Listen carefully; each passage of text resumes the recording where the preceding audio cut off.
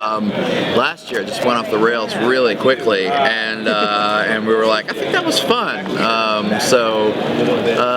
It's an interesting thing being on a show like this where it's season 6. Our audiences kind of have come to expect a certain flavor from us, if you will, and we feel like the more we just let that loose, the better things go.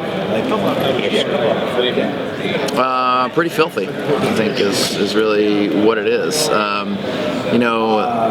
It's interesting because what a lot of people don't know is the cast of the show, we're all pretty close friends. We're all very sensitive, nice people. In fact, we were having a conversation in the lobby this morning. It was a lot about feelings, and it was very supportive. And we were like, if our fans knew we were talking about this, they'd feel really betrayed how nice we're being to each other right now. Like a cast white Andre moment. Yeah, exactly. Yeah. So it's fun to play that other side.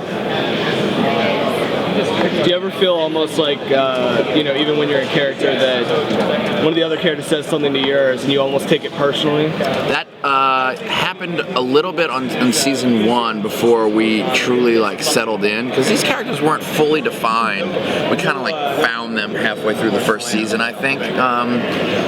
And it's very interesting because it's not a totally clear who's the straight man, who's the crazy man role. It kind of changes in the dynamics you're in. Certain people have certain people's numbers. So if it's just Pete and Andre, Pete pretty much always has Andre's number. Then you throw Rafi into the equation, and then Pete also becomes a victim very quickly.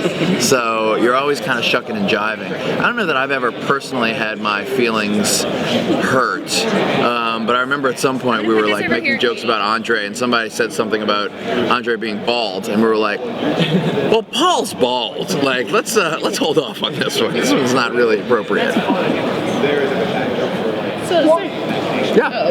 Guys, share. Just share. Okay. I'm curious to know, now it's been so many seasons. Yeah. Is there anything you found that you're surprised to learn about yourself as an actor as you continue to explore the character? Yeah, there's zero emotional content on this show, as we all know. So there's less personal journeys and discovering going on with a character like Pete on the League, who is a perennial Peter Pan and doesn't really change. That being said, as an actor, it's as loosey-goosey and fun and easy as the show is. It's been kind of a challenge for me, as crazy as it sounds, to improvise a show based on material that I don't intrinsically know very well. So I actually, when I'm doing my sensitive dramedy movies, I know feelings, I've been to therapy, it's very easy for me to improvise in that space. For this show, I have to bank a set of 12 reasonably good running backs, 4 great quarterbacks, some kickers, some defenses, put that into my memory, and then improvise off of that. And it's actually again, it's not like it's the most important show in the world, but it's a fun challenge to learn how to do that. It's almost like improvising in a foreign accent or something like that. You're like, oh, it's not my language.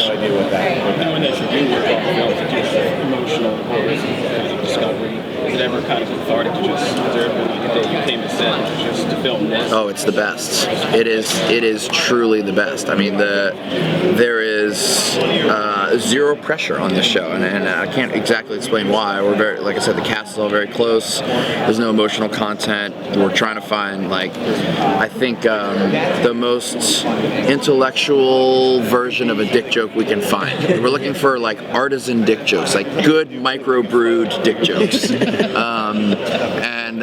And that quest is just fun and not stressful. So showing up in the League is very much like Recess. If you're looking at my career as an average high school day.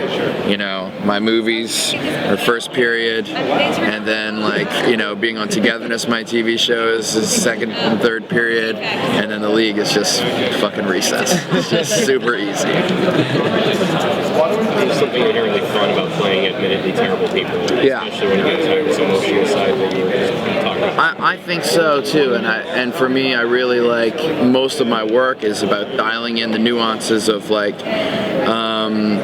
human drama and comedy and behavior, and you have to be so careful and precarious with that tone, and most of my work is all of that.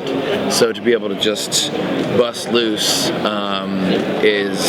it's a nice addition to the whole thing, for sure. You got any movies in the works right now? Yeah, I have a bunch of things in the works. I have a TV show called Togetherness that's going to air on HBO in January that my brother and I created, and we wrote and directed almost all the episodes, and I'm in that. And then there's a movie called The One I Love that stars me and Elizabeth Moss, and it's still in theaters and on VOD right now. And then a movie called The Skeleton Twins with Bill Hader and Kristen Wiig that I produced, that's in theaters right now.